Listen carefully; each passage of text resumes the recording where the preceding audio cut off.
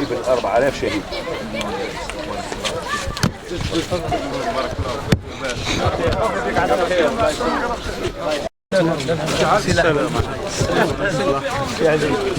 صباح خير. خير صحيح خير. وديها له الجواب قولوا لك رابح ان شاء الله. هو ثاني قولي له انت راك يربح الطياره.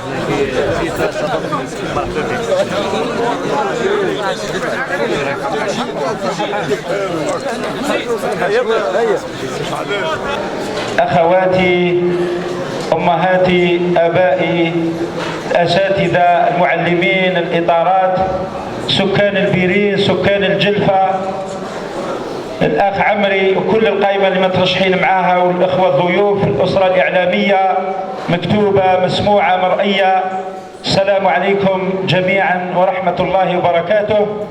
أحييكم، أشكركم، أحييكم على حفاوة الاستقبال، أشكركم على الحضور،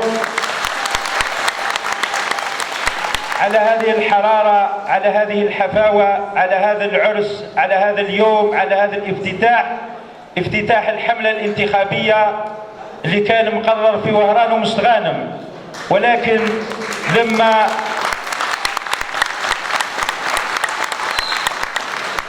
لما نعرف عظمة الرجال وقوة الرجال وصدق الرجال وكفاءة الرجال ومحبة الرجال في أوطانهم في بلادهم وش راح يقدموه، فغيرنا البرنامج وسط الطلبة والطالبات اللي يدرسوا عند الحاج عمري، في وسط الأساتذة اللي درسوا الحاج عمري، في وسط الآباء والجيران والأمهات اللي ترعرع معاهم وعاش معاهم الحاج عمري. لأننا الحاج عمري طبعا وكل القائمة اللي معاه، الإطارات تاع الجلفة، خيرة الإطارات تاع الجلفة اللي اختيروا في حزب التجديد الجزائري، اختيروا من أجل التغيير، اختيروا من أجل العلم، اختيروا من أجل التنوير، اختيروا من أجل خدمة الجزائر، اختيروا من أجل أنه ننطلق بهم، أننا نفتخر بهم انطلاقا من اليوم في حزب التجديد الجزائري لشعارنا أصالة فعالية تجديد. أصالة هذه تاع القشابية وتاع الشمال اللي في البيرين ما زالوا محافظين عليها، في الجلفة ما زالوا محافظين على الأصالة، وعلى الحايك وما زالوا محافظين على كل الأصالة والحفاوة والاستقبال بالحليب والتمر. هذا شيء نحتز به ويزيدنا فخر ويعطينا قوة أكثر على أننا ندعم المترشح تاعنا والقائمة تاعنا. شعارنا كذلك هو سياسة ناجعة واقتصاد قوي واستقرار دائم، لأننا نحب الجزائر، نحب أن الجزائر يكون سياستها ناجعة ورجالها أقوياء ونسائها يعني أمهات أحسن أمهات، من أجل أنه الجزائر تبقى أمانة الشهداء إلى الأبد، ونحافظوا عليها إلى الأبد، ونرفعوها إلى الأبد، ونرفعوها إلى المكان نتاعها دائما. نريد أن نحافظ على هذا المكسب، مكسب المصالحة الوطنية، مكسب الاستقرار اللي تنعم به الجزائر، في حين أنه كل دول الجوار تلتهب وتعيش حروب وتعاني من ولاة الإرهاب ومن ولاة داعش. فإحنا نريد أن نحافظ على هذا الاستقرار، على هذه الوحدة، على هذا التماسك بفضل هؤلاء الرجال والنساء، بفضلكم جميعا.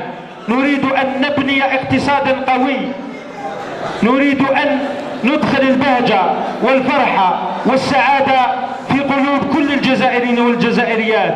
نريد أن نوفر مناصب الشغل طبعا لهؤلاء الجامعيات والجامعيين اللي راح يتخرجوا بعد غد من الجامعات. إذن إخواني،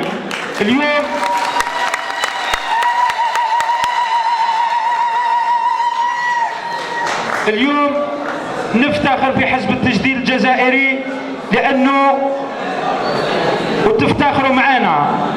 اليوم البيرين تفتخر والجلفة كلها تفتخر وحزب التجديد الجزائري كله يفتخر، لأنه اليوم قدمنا قائمة متكاملة يرأسها دكتور، يرأسها إطار كبير،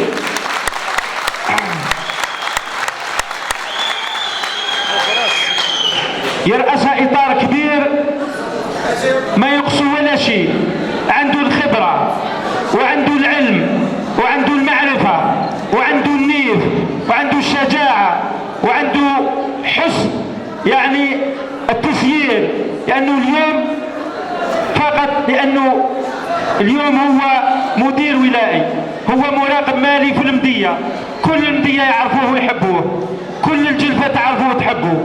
إذا هذا إنسان واجد باه يمارس المسؤولية العليا، باه يمارس التشريع، باه يمارس الرقابة، باه يكون المحامي نتاع الجلفة. تفتخروا به وارفعوا رؤوسكم لأنه عندكم لأنه البيرين عندها رجال مثل الحاج عمري أكفاء وأقوياء، ويعني يقدروا يشرفوكم في البرلمان، يعني يعرفوا مليح وش المهمة تاع البرلماني.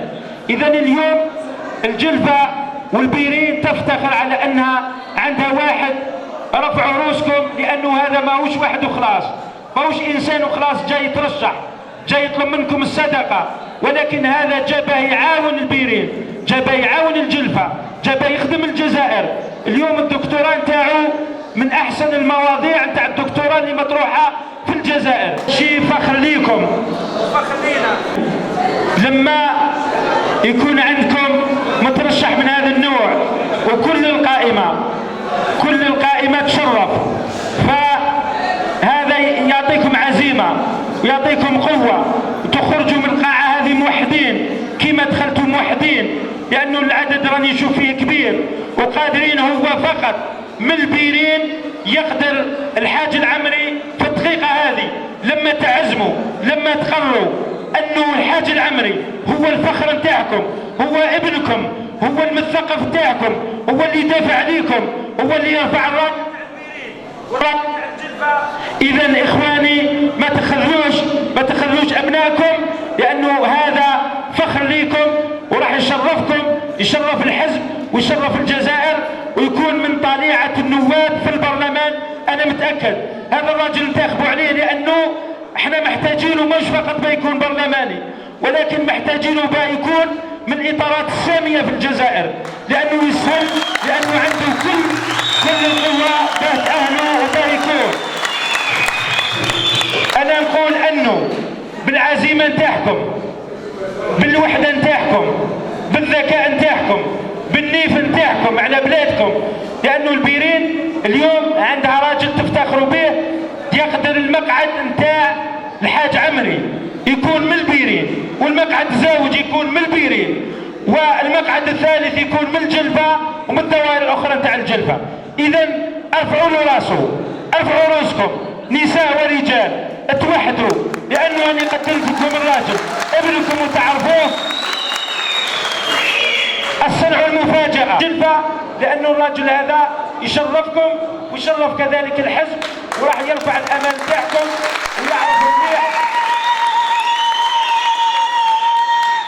ويعرف مليح البيرين وش تحتاج، يعرف الجلفة مليح وش تحتاج، يعرف كل الجزائر وش تحتاج، يعرف القوانين اللي عوجة، يعرف القوانين اللي صالحة، يعرف القوانين اللي مشي بصالحة، يعرف الدولة كيف تتسير، يعرف كل الأمور السياسية، القانونية، الاقتصادية، الاجتماعية، مطلع، عنده شخصية، عنده علاقات.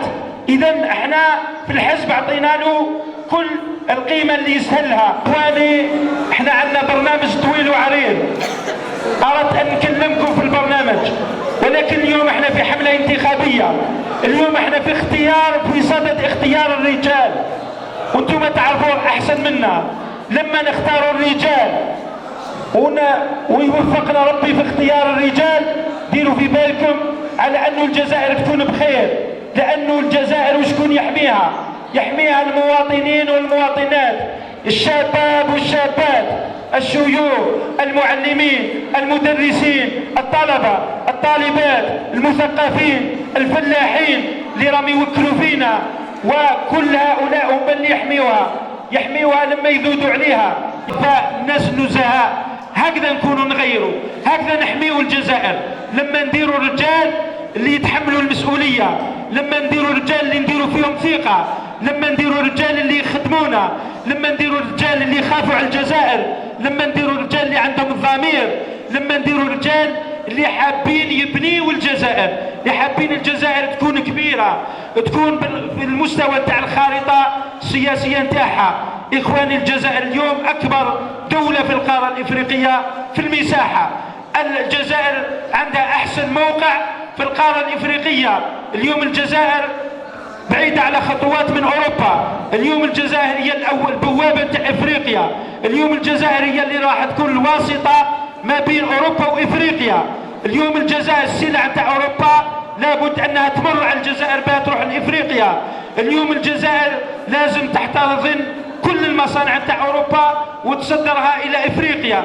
اليوم الجزائر راهي تبني في ميناء كبير باه تستقبل كل السلع من أوروبا ومن غير أوروبا، باه تكون هي الدولة الكبيرة، هي الدولة الوسيطة، هي الدولة المحورية، وهي الدولة اللي تكون مؤهلة باه تكون هي الدولة القوية اقتصاديا كما كانت الدولة القوية وعندها أعظم ثورة من ثورات العصر الحديث.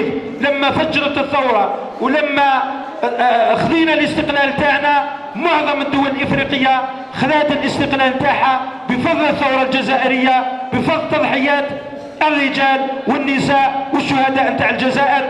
اليوم الجزائر فضل هذا الرجال، فضلكم لازم نعاودوا نرجعوا القيمة نتاعها والقوة نتاعها.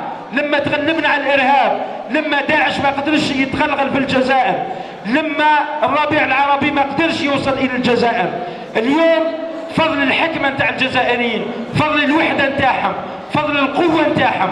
إذا هذه الجزائر لازم اليوم نحميوها، لازم نقويوها، لازم تكون رائدة في العالم العربي، لازم تكون رائدة في إفريقيا، لازم ما يبقاش الفقر في الجزائر، لازم ما تبقاش البطالة في الجزائر، لازم ما تبقاش البيروقراطية في الجزائر. إذا هذا هو الهدف تاعنا، هذا هو البرنامج تاعنا. ولكن وشكون اللي يطبق هذا البرامج؟ وشكون اللي عنده المعرفة؟ هل هؤلاء الأميين أصحاب الشكارة، هذو البياعين والشرايين، هذو المفسدين هم اللي تخليهم يروحوا البرلمان؟ لازم هذو الأكفاء، هذو الشرفاء، هذو اللي تسعوا من أجلهم لما تخرجوا من القاعة هذه ما تخليوش وحده، ما تخليوش القائمة وحدها تدير الحملة. كلكم تروحوا للعائلات، تروحوا للجيران، تروحوا لكل الناس، تروحوا لكل المداشر، توعيوهم على أنه الجلفة اليوم عندها الحاج عمري، عندها الحاج عمري يدافع عليها. لازم في 4 ماي تروحوا بقوة، لازم تشرفوه، لأنه شرف الحاج عمري والقائمة اللي معاه نساء ورجال هو الشرف تاعكم. لما الحاج عمري يكون في البرلمان كل البيرين تكون في البرلمان معاه، لأنه يحمل الانشغالات تاعكم ويحمل كل التطلعات تاعكم ويدافع عليكم. وما تنحقروش في البيرين، وما تنحقروش في الجلفة، ما تنحقروش، هو يكون المدافع نتاعكم وإحنا نكونوا معاه ونتمناو له أكبر من برلماني، لأنه رانا نراهن عليه على أنه لما يدي المقعد هذا وإن شاء الله 2 وإن شاء الله 3 مقاعد فالخير هو جاي لقدام. نظن أنه يكون عنده منصب إن شاء الله كبير. هذا الشيء اللي رانا نسعوا عليه. إذا نشرفوه، روحوا بقوة، اتحدوا وروحوا بقوة يوم 4 ماي. والناس اللي ما جاوش والناس اللي ما حضروش بلغوهم، هذا وليدكم تعرفوه. احنا ما مجرد انه جينا نبلغوكم الرسالة، جينا نبلغوكم الامانة. انتم اعطيتونا امانة حافظنا عليها، واحنا اعطيناكم امانة حافظوا عليها وارفعوها يوم 4 ماي وشرفونا. وبعد 4 ماي ان شاء الله، بعد 4 ماي ان شاء الله يكون عرس كبير يبدا من البيرين ويخلص في الجلفة، في كل ربع الجلفة، وكلنا نفرحوا. بعد 4 ماي تبدا سياسة جديدة في الجلفة، تبدا سياسة جديدة في البيرين وفي كل الجزائر. يكون برنامج جديد، وفعلا نديروا التجديد في العقول، في الاشخاص. لازم دم جديد في الجزائر، لازم مسؤولين جدد، تفكير جديد باش تتغير هذه العقليه نتاع البيروقراطيه ونتاع الجهويه ونتاع المحسوبيه ونتاع الشكاره ونتاع الفساد. الناس اللي راهم يخسروا في عقول، يعني الشباب اللي جاي يمدوا له دراهم يبوطيو عليهم، هذه عقليه فاسده، هذا افساد للمجتمع، هذا ما يبيع ما يتشرى. ما مدش الدراهم باش ترشح، وما يمدش الدراهم، يمد العلم، يمد المعرفه، يمد الطاقه نتاعو، يمد الجهد نتاعو، يمد التفاني، يمد الحب، يمد لكم الحب نتاعو ليكم، وانتم تمدوا له الحب نتاعكم ليه وللحزب، وبذلك تنجح الجزائر. احنا هذا املنا فيكم، املنا في الطلبه والطالبات، املنا في المعلمين، املنا في الاساتذه، املنا في المهندسين، املنا في التجار، املنا في المربين، في الموالين، في الفلاحين، على انكم تكونوا يد واحده، على انه تشرفوا ابنكم. لما اذا انتصرتوا يوم 4 ماي ديروا في بالكم باللي راح تكون انطلاقه جديده، هذا يعني الحضور نتاعكم، هذا الوقوف نتاعكم، هذه الفرحه نتاعكم، يعني غرست في قلوبنا الفرحه، اعطيتونا قوه اخرى، اعطيتونا اراده اخرى، وانا متاكد على انه النتيجه راح تكون ايجابيه ورايعه في الجلفه. والحاج العمري مبروك عليك، مبروك عليك والقائمه نتاعك. شكرا جزيلا، السلام عليكم ورحمه الله وبركاته.